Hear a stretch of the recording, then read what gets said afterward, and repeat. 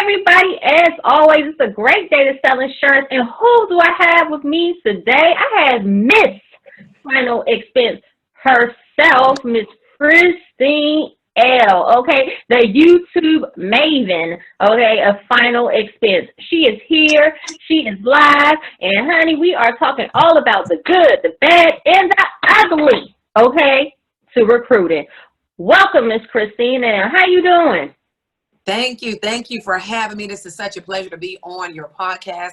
I am doing phenomenal. It is definitely a great day to support. Amen. Yes, it is, y'all. I'm so happy that having Miss Christine here to pull her off of YouTube, pull her out of Lincoln World, y'all. This is a big deal. Y'all don't even understand. If you're in the insurance industry, you've been in a while, y'all know how big of a deal it is to have her on here, just really sharing her wisdom.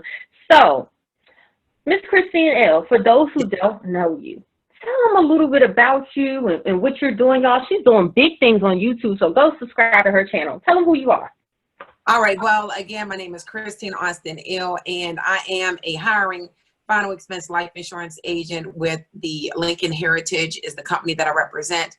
And a lot of my followers, I do have quite a nice following right now. They go right over to the ChristineAustinL.com because I do have resources for agents across the board, as well as workbooks, all kinds of things, everything that will help you get your life in order right now. And so that's why a lot of things that are tied with my name is life now, is living in full expectation, never ending opportunities within. And that is what I'm here for. I am here to encourage, inspire, and train you to live your best life right now. And that's who I am. I'm doing. Absolutely, absolutely. And that's so good because I'm sure, I know you're there for agents and things of that sort, but, this whole entrepreneurship, not just even insurance, it's holistic.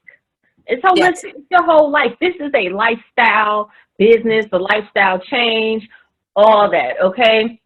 And Christine, I brought her on the show, of course, who she is and everything, but prior to that, she and I have a lot in common. Okay, she's with Lincoln Heritage. I used to be with Lincoln Heritage for years and years and years, so we know how that goes. All right, she's a woman, I'm a woman, okay? This is our first live. She loves makeup, I love makeup. Right? She's dominant for live. So listen, y'all, this conversation is going to be good. It's like talking to a sister, really. So let's talk about recruiting. Let's get into it, all right? Yes. So I'm sure, you recruit all day, all night. You definitely get the opportunity, things like that, right? So for all those people who want to grow, who want to recruit and things, what are 3 things you wish you knew before you started recruiting? Because you have an interesting story behind that.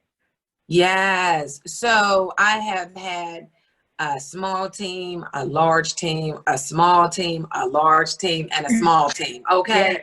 Yes. So within I've been in the insurance industry for 8 years. 4 of those years I have been a manager where I've had an agency. And I would say that the 3 things that I wish I would have known before starting to hire is the questions to ask an individual to see how serious they are about this business opportunity. Are they willing to travel? Do they have a reliable vehicle? Do they have a support system?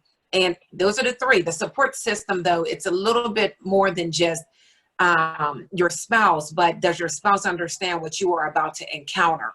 Do they understand what it takes in order to be successful? Do they understand that they're going to have to do some things that they're used to you doing until you get that plane off the ground?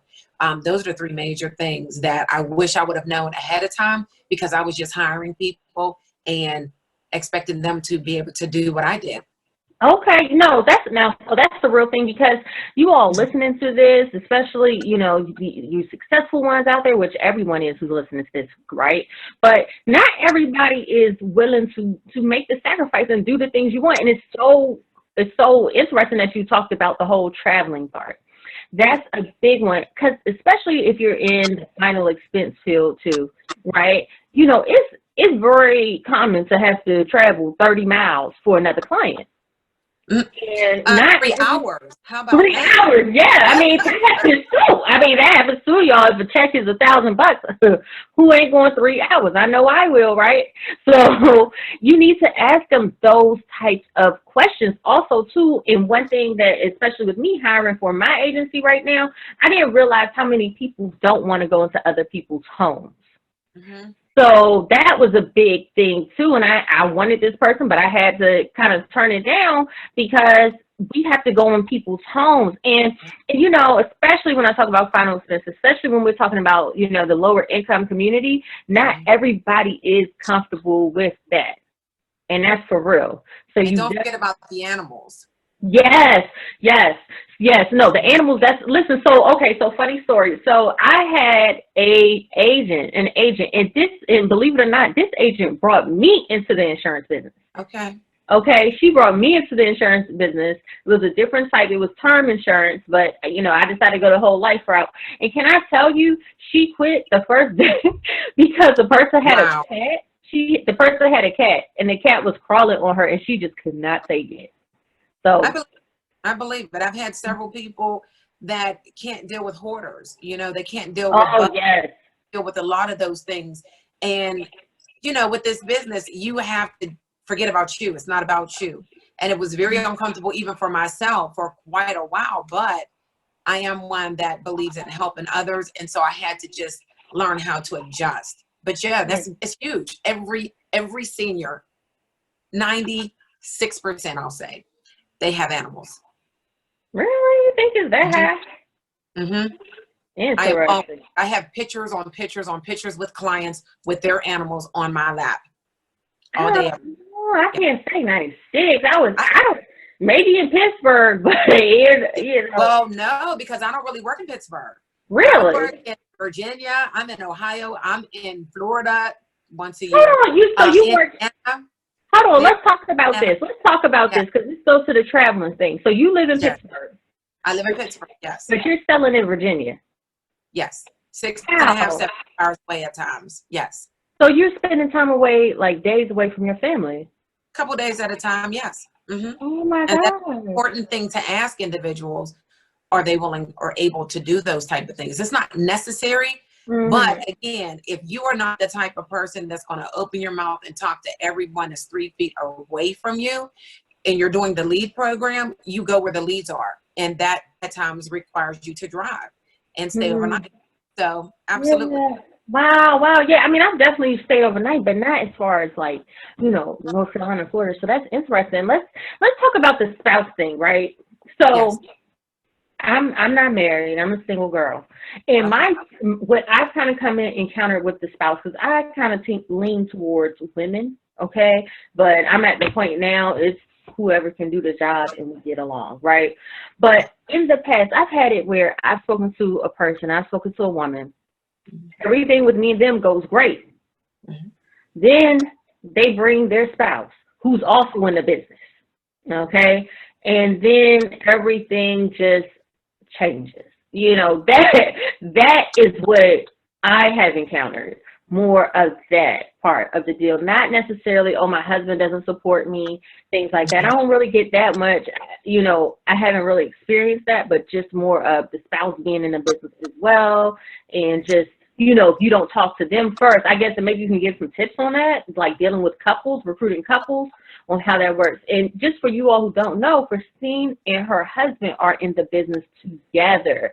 So she can definitely talk from that. Go ahead, Christine. Mm-hmm. And so in recruiting, it is very, very, very important for you to talk to both of the parties together. Mm-hmm. Whether both of them are going to work in the business or not, it is important to have them both, that conversation with both of them. Now, of course, initially, you're probably going to interview the person that was searching for the job. But when you have that conversation about the business and you know that this is a person that is a good fit for your agency, they are somebody that is, you know, on point with your questions, the next conversation, the next interview needs to be with the spouse included, because everybody needs to be on the same page. You mentioned that my husband is also in the business. He pushed me into this industry. I was not so grateful in the beginning. Let's just put it that way. I did not want to do this. I'm sorry? So your husband was already doing it? No, he was not. He owned a landscaping company, but his best friend was doing the business. And so his best friend kept coming over showing the money. And he looked at me and said, well, you're doing credit repair, which I had a company, and I was doing mobile stylist because I had people running the credit company. So I was bored. So I created another company. And he's like, you can do this insurance. And I'm like, no, I don't like sales. I don't want to do anything that's pushy. I don't care for sales at all. So he pushed me into the business. Okay. It really took me a couple years. Like it took me until I made $56,000, which was the second year that I was like, wait a minute. Because it took me 14 years to make that in corporate America. I worked for Highmark Blue Cross Blue Shield manager. Yeah. Wow. And so I was like, wait, I'm not even taking it seriously. And I made $56,000. Maybe I should look into this. And finally, I did. And that was the third year in. But when he came in, my goal, knowing when he was about to come in, obviously, it was like, I need to be a manager. I need to be set because I knew that when he came into this business, he was going to run. Mm-hmm. And I had grown to love the business and I was running. So I was always the one on the road and I was back and forth and he was here working still, but he was dealing more at home. And then when he came in, it was like, you sit down and I'm running. And I'm like, I can't sit down because, I have an agency too. So that's why it was so important for us to get down and say, okay, every month. And he didn't like it in the beginning because I'm the one with the paper. I'm the one with the schedule. I need to see that thing down. Mm-hmm. And he I'm just going to work. And so you have to make sure that you are respecting how each party works, how they work. I can see that. I could definitely see that. Mm-hmm. Yeah. And so we had to create that schedule. And it was like, okay, I've already built up my pay through. I had built up my agency and he was brand new and he had wanted to be in here from go, right? So it was like trying to hold a horse back. That's not possible. You just can't. And so he had more time out and we made it work. And it was rough in the beginning for me because I started to love the field. But it was like, but we got it together. So it's easy. We sit down, we put the schedule together and it's like, okay, there's the schedule. Boom. And you just have to make sure everybody's on the same page. Well, oh, yes, absolutely. Well, I love that. I love that, Christine. That gives me some tips. Yes.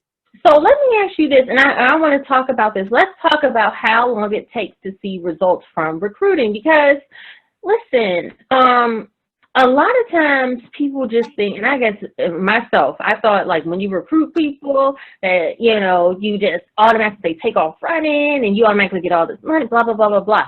But that hasn't been the case. So let's just talk about that, the results. How long did it take you to start seeing results from recruiting, getting the agents up and going, receiving those override checks? How long did that take? Mm-hmm. Okay, so with our platform, of course, we do receive the overrides, and that is on a weekly basis. Okay, so from the beginning, the first app that they write, then we have the potential of making an override. Mm-hmm. Excuse me. As far as really seeing the fruits of your labor, you might as well look 6 months to a year later. Okay. And you have to look at agent leads as like they were regular leads.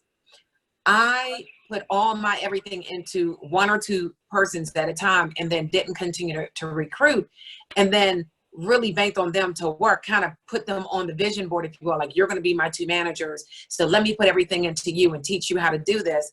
And then one falls off and then you get a roll up debt and you're like, wait a minute, what happened? So you're thinking, well, I made the money, but then there's the roll up. So let's pause right there.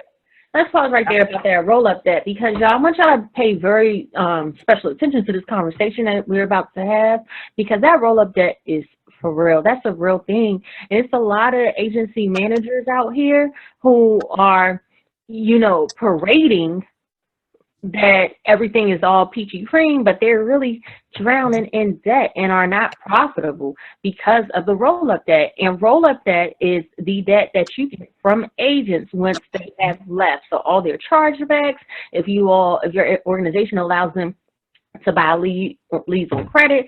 That's the roll up debt, right? And Yeah, hey, let right. me just put it out there too. A lot of times with agents, they take customers from company to company that churn, and so that is another thing too. So let's just talk about that roll up debt, what that looked like for you and how you're overcoming it for real. 'Cause that's a big killer. Absolutely. So again, in the beginning, it was not really talked about, right? No, it's not. At all. And so when I had my first run of agents, and I remember we had a young crew come in and they were from across the state. And this young guy was recruiting his friends. Everybody was coming in and it was just like everybody and everything was on fire. And then it was that one agent. It was that one person that was that negative seed. And it tore down like 6 agents all within Really? So what, like, if you don't mind, what happened? How can one agent do that? well, because the one agent was saying, what's the point of buying leads? You don't need to buy leads. We can just walk and go through the streets and talk to people and write people up and go in the hood and this and that and the other. And that is somebody that's not really a business-minded individual because one, you don't want to go in the hood and talk to, the younger folk about getting final expense. Final expense is really for the 40-year-olds and older market, right? Yes. And then you also need to make sure that those individuals have their finances somewhat in order, checking accounts, savings accounts. And these individuals that they were writing had like prepaid cards and they wanted to pay cash. So you knew that business was not solid business. All right. And when you are a life insurance agent, it's your business and you need to think about those individuals that you're writing. Don't think so much of, oh, well, I'm gonna get an advance and run. Like you need to think further than just today. All right. Yes, that's what happened. Okay, no problem. And listen, y'all, that's very true, especially when y'all recruiting these younger people because their friends are younger, right? And so, and come on, let's just be real. Most younger people aren't into buying a final expense policy. Maybe any policy. Or any policy. Maybe a term or a UIL or something like the IUL or something like that, but they're not really into it. And so when you get those young, energetic people, you have to be very clear that these aren't for, their friends and stuff. And I've had that happen. That what you're talking about, I've had that happen, especially not just from younger people, also too from people who work in different markets. Like for instance, if you get somebody who's a tax preparer, okay, and they come in and especially selling something like final expense, they're thinking, oh, well, this will go great for my tax clients, right? Life insurance. They're not really thinking about the target market because at the end of the day, a young person, they'll go ahead and get a $10,000, $20,000 policy, but then when they go to that credit union or they get that globe in the mail, okay, $1 buys you 50,000. Right. It's a done deal. It's a done deal, but that's targeted for them. So that's a real thing, and that does have the propensity to roll up. That's how the debt happens. And also, too, another thing you mentioned, these are young people as well. Even though, hey, I started when I was real young, these people are so short-sighted. When you're 21 and, and even just a new agent, period, they're coming in with rose-colored glasses, right? You get that, and you're coming in and you're thinking, oh, okay, you're not thinking about the cancellations. You're just thinking about the right now. You're not looking... You're not thinking about being in business 10, 15 years from now, even 5 years from now. Matter of fact, 2 years. So you get that chargeback. All of a sudden, those rose-colored glasses come off, and you're not getting a check this week. What happened? Well, the one thing with Lincoln, you still will get a check even when you have a chargeback, but and that's that fast. It's that fast money. Yes. They were going quickly. If they had, it depends on the vesting of the contract also. And it depends on how long an agent was there. So going back to that, that's one of those things that I didn't know in the beginning. And that's monitoring how many leads you allow somebody to get. So that's not just all agents are running through that and all managers are dealing with that roll up, because there are a lot of managers that have been here for a long time that are now starting to speak up about it. And they're saying, listen, you need to have parameters around a new agent or agents of what their production is and how much they can actually have leads financed. and even Lincoln Heritage put in a parameter within the last 6 months that they will even cut off an agent if their last quarter production doesn't equal up. So there's a calculation that they're using now that they will shut off an agent from being able to get leads on financing so that it protects the managers. Because we've been, I don't know how many years, the last 2 years, this last year I did real good, but 2 years before when I was still figuring it out, October, November, December, I didn't get my big monthly pay. That's our pay through. Because if there's any roll up, it will take 100% of your residual, right? But it won't touch your advances. So as I'm working, it doesn't touch that money, but your monthly pay, it will take that until it's all paid off. And that's a big deal. I mean, thousands. I'm talking about 24,000 the 1 year. Yeah, about 18,000 the year after. And then this past year, I didn't have any roll up at all. But I learned how to deal with it. Not that I didn't have agents that did not leave, but I know how to avoid that roll up. Okay. Well, so let me just ask you, like, so when it comes to avoiding that roll up, but you get an agent who needs leads, right? So you want them to be able to have something, and also maybe you got an agent who is like, you know, a horse, you know what I mean? You don't want to hold them back, but yet you got to protect yourself. How do you balance that part? Well, and a new agent, you want them to practice and have that presentation down pat before they go out working on a lead in the first place, or they're just going to burn through them. Right. So once they've gone through, you know, we do have a training portal now. I have a university that I put my agents through, which is free for them. There is a cost for other agents across the board, but they can access the same information, but they pay for it on a monthly basis or a lump sum. But they go through a training course now, and then they are required to write business, to practice and record their presentation. So now there are certain steps that allow us to be able to check and listen to them to see, are you ready to get leads or not, right? And you have to be approved. Then they go out and they write business. So it's about 20 leads a week that they can get, or more if they are a horse. So if we give them 20 leads on Monday and Wednesday, they already have 5 applications in the system, absolutely you can get more leads, because we receive reports on everything with Lincoln Heritage. So I can see pending apps. I can see apps that went straight through. I can see everything. Okay. So, the agent is calling me saying, oh, I need more leads because I already went through those 20. I'm like, okay, well, how many people did you sit with? How many no's did you get? Right? That goes back to my tracking sheet, which I can clearly see because they're identifying, you know, they're able to show me, like, thought I had it right in front of me. And how often do you check in with your agents? And also, do you have monthly? Oh, that's nice. Okay. Yeah, so this is in one of my workbooks, and they write in every presentation. If it was a not interested, you know, if they sold it, if they were broke, they put that information down. So I'm able to see the activity, right? How often do you have them do that? I talk to my agents every day, almost every single day. Do y'all have we're checking in. Do y'all have like a group weekly meeting that you do with them, or? We have once a month, a big meeting once a month. But then our individual agents, we have training calls Monday, Tuesday, Wednesday, and Thursday of every single week. It's constant. And then whenever they're in the field, if I'm in the field, they listen in on an earpiece. I've had 3 people on an earpiece at one time. What do you mean? If they're in the field, they listen in on an earpiece. What do you mean? I'll have my earpiece in. I'll have my Bluetooth in. And I tell them all, just mute the phone. And I door knock, and I get in, I do presentations, and they listen in as I do it. That's training. Oh, wow. And does your earpiece distract the customer? No. They don't think anything of it. I mean, they're not going to be distracted unless I make notice of it. It's like a little earpiece and everything? It's my little blue iPod, you know, the little Apple iPod, the little white one. I have the Blue Beats one too, and I was in the field with that one today because the other battery was dead. They don't think anything of it. Okay, y'all, listen, she just gave y'all some tips on how to train people. Make sure, like, that's like gold right there. That's something I'm going to do, and definitely having them record their presentation and everything. That's going to definitely. So let's talk about this.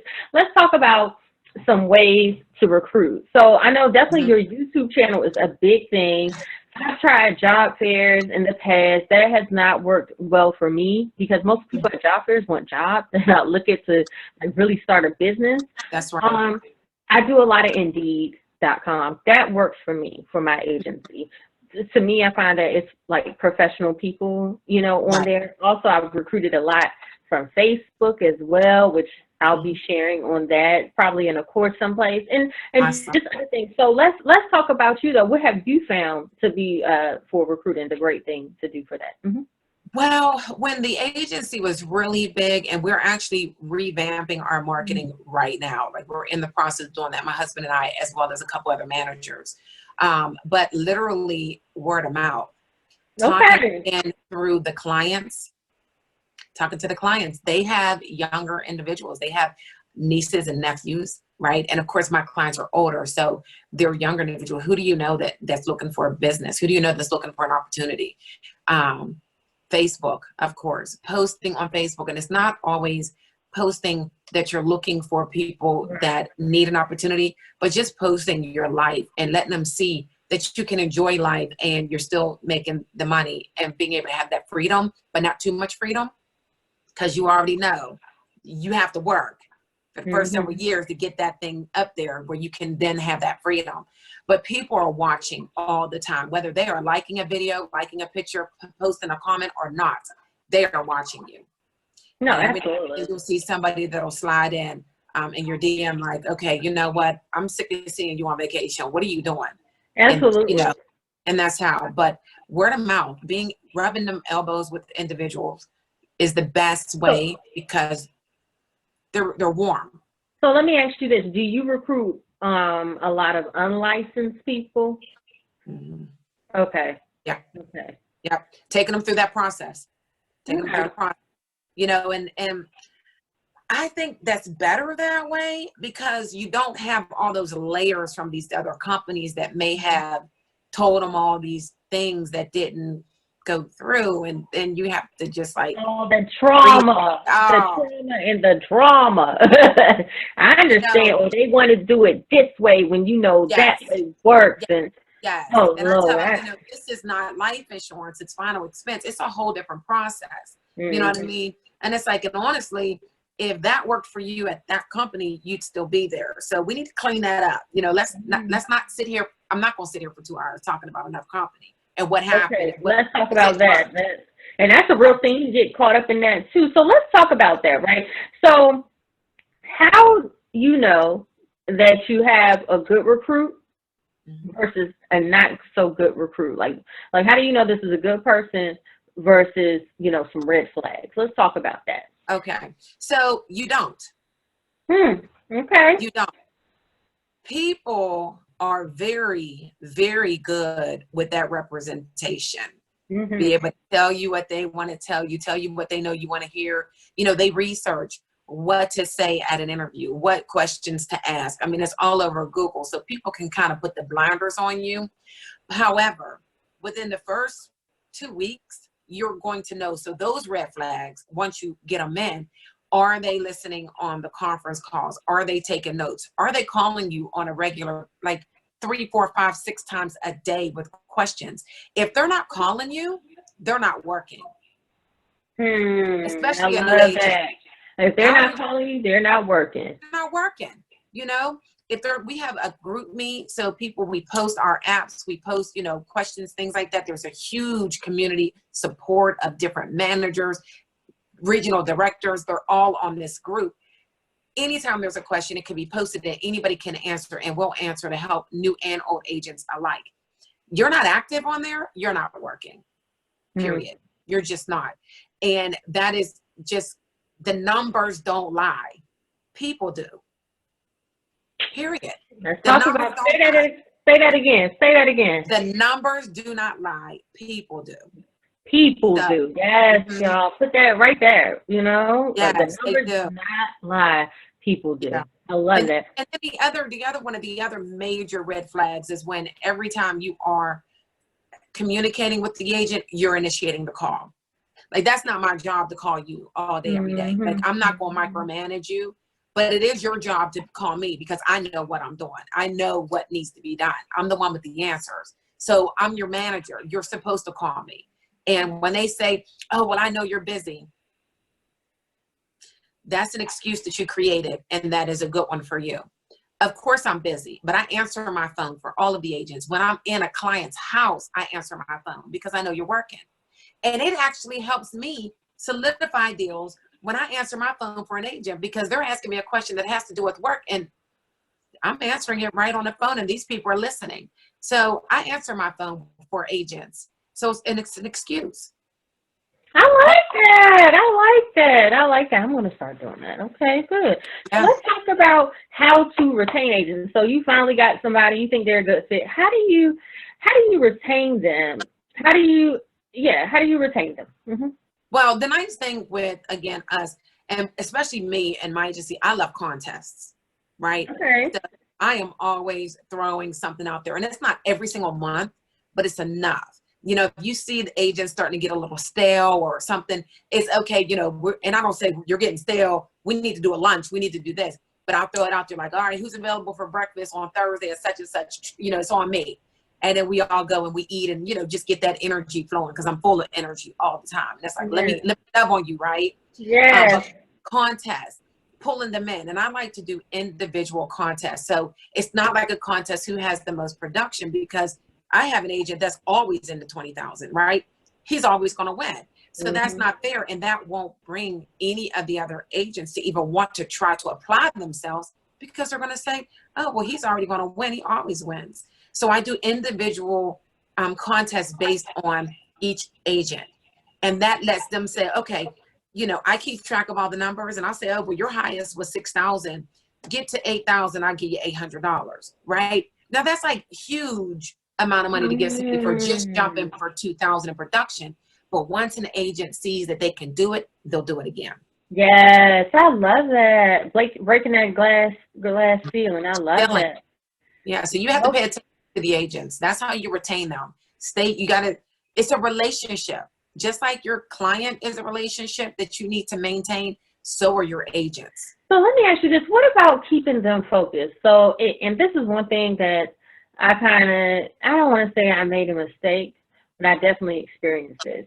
You get an agent, because a lot of times some agents who you get, they may have had their license, not really doing anything with it. Or when they get their license, all of a sudden they become an insurance expert, okay? They want to go ahead, they have this, I'm going to build an insurance agency, and I'm going to sell final expense, and I'm also going to sell term, and then I'm going to go ahead and do PNC, and then you're saying, okay, so, and I'm going to do taxes, and then I'm going to do mortgages. Like, how do you keep an agent focused, right? And what if they have been doing other things as well? So what are your thoughts on that?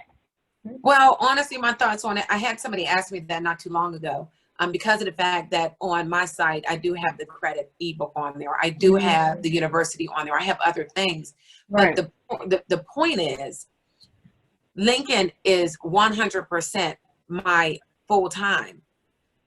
If you want to get up at 3 o'clock, 4 o'clock in the morning and do your hobby, which is what I do, and you can maintain your numbers in the field, then by all means, go ahead and do that. Most people can't. So you need to become an expert in one field, in one business at a time. Like, be good at this. Have this down pat, right? Period. Running all around, it's like, okay, so how long do you plan on being in a client's home? Because if you want to go into a client's home, you want to sit there and ask them 300 questions, because you're trying to figure out, can you get them into term? Can you get them into final expense? Can you get them into whole life? Can you get an annuity? Or do they just need home renters? Or do they need car insurance? Like, now you're giving that client so much information that they need to think about it. You got nothing. Nothing. I love that. Yes, so much that they need to think about it. Yes. Yeah, at least go ahead and close the insurance first and follow back up, you know. Right. And right. They're done thinking about it. They're done. They were saying, it's not happening.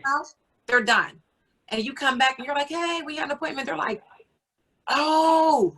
And you ask them, well, did you think about what we talked about? They're like, you know what? I forgot all about it.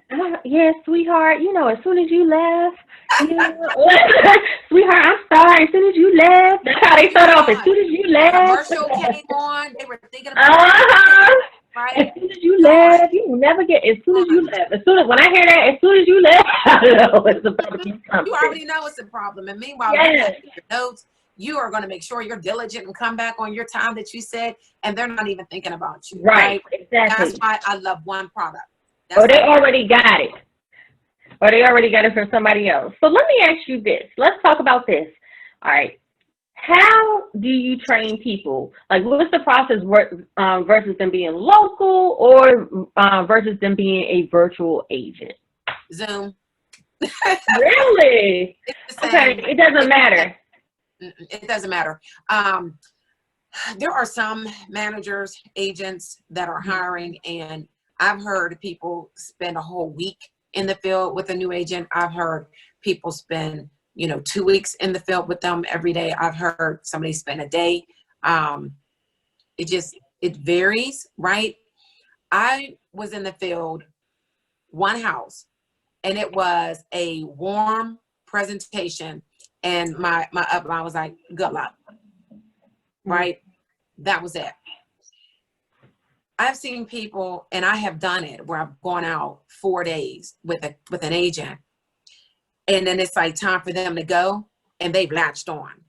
And they're like, oh, well, wait a minute. Well, I can't, because now they've had me. They're so scared. They're so scared. They've had me for every So you don't go out in the field or anything with your agents? I do a day. I'll do a day and sometimes two, but not at the same time. So I have gone out, like I have one down in Virginia that I'm scheduling to go down to Virginia to take him out. It's going to be one day.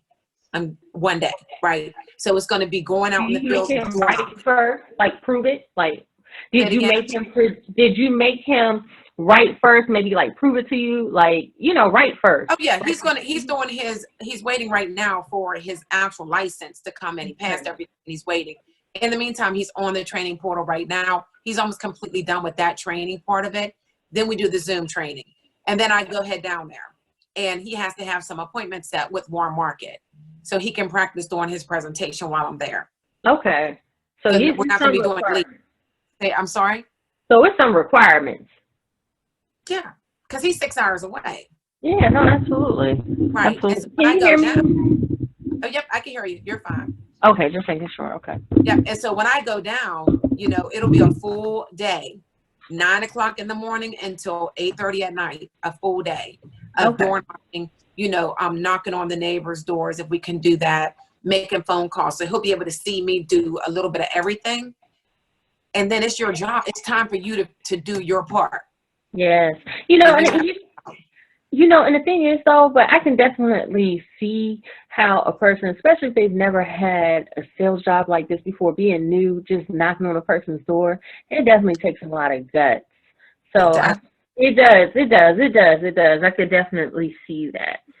So let me ask you this then. So with all that said, you've done the training, you're going down to see them. What do you do when an agent quits? Okay, so when an agent, usually there's conversation before that. So you know that they're about to leave, right? Yeah. And so if there's respect between the two of you, they're going to say, listen, this is really not working out. Or I'm going to say, you know what?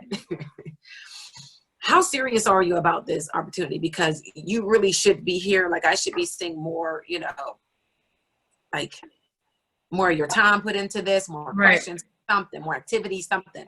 And so we'll have that conversation.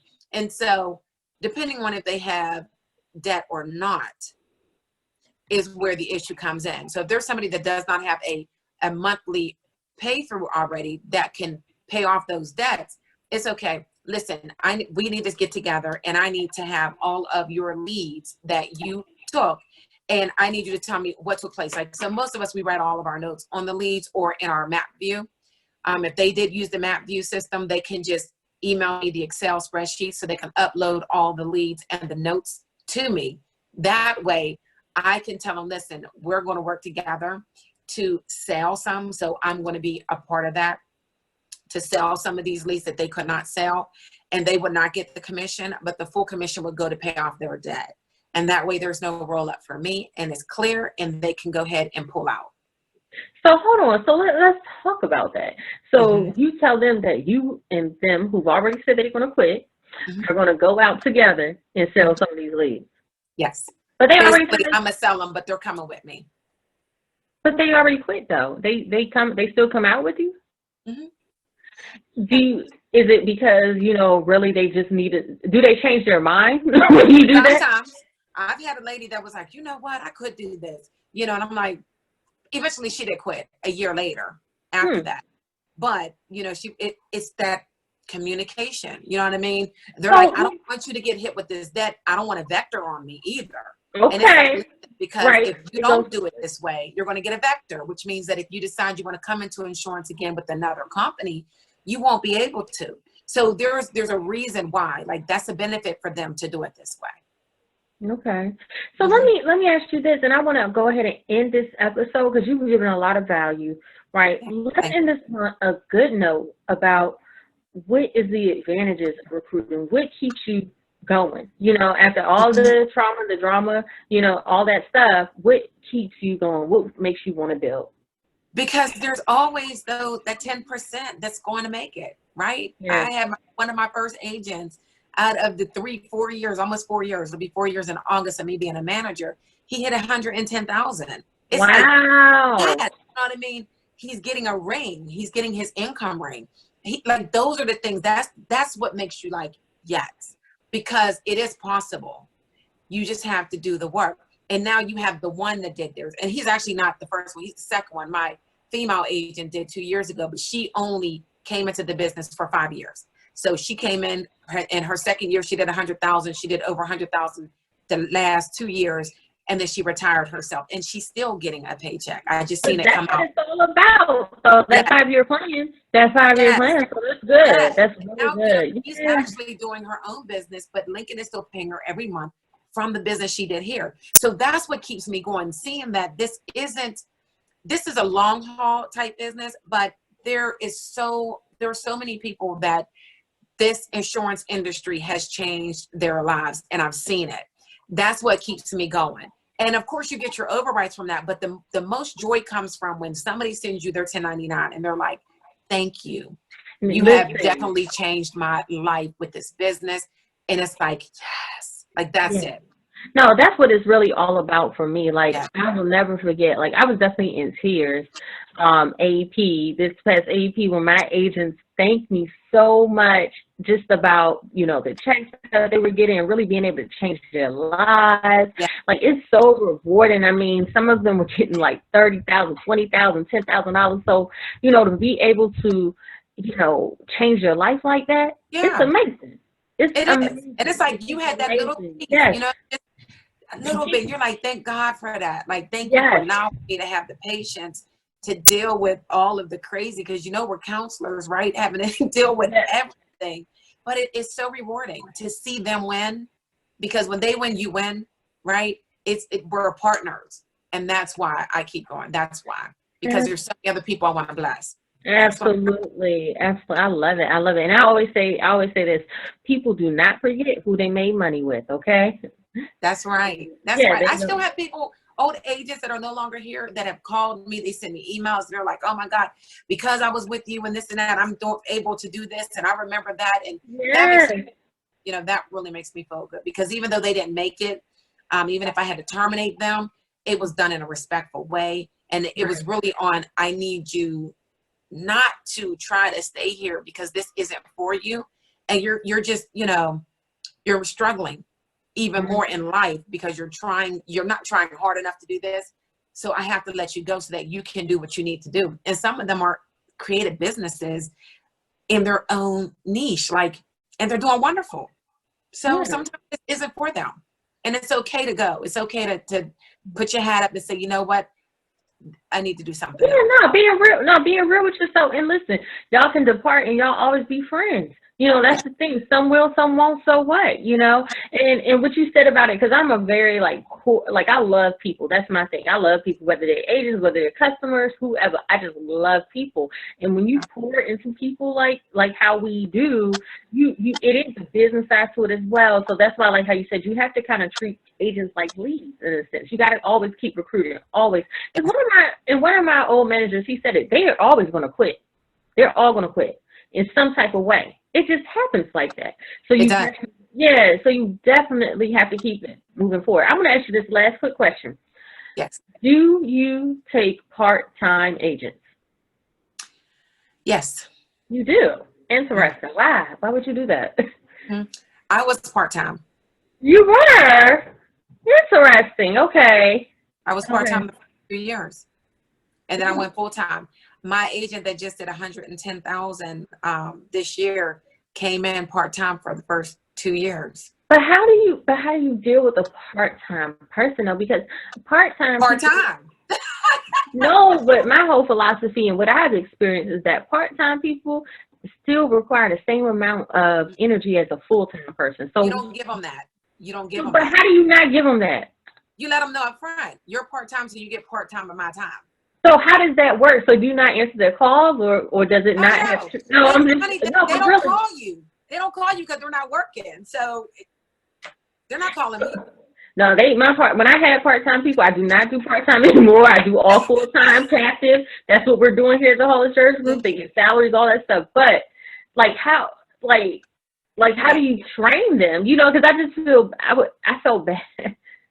You don't. Yeah. So how do you train them? Do you even go out in the field with them if they need it, or? Well, they get one day. That Okay. doesn't change. That doesn't change. And I let them know that being a part-time agent, you are going to struggle and you will probably not make it. You Mm. know, me being part-time and making it, I almost want to say was a whim, right? Mm-hmm. Had I not gotten that termination letter, had I not got the call from the IRS, and had my sister not died all within that same month and a half, I may not even be here. But because I've never been fired from a job and I have pride and I wasn't going to get fired even though I didn't want to be here, right?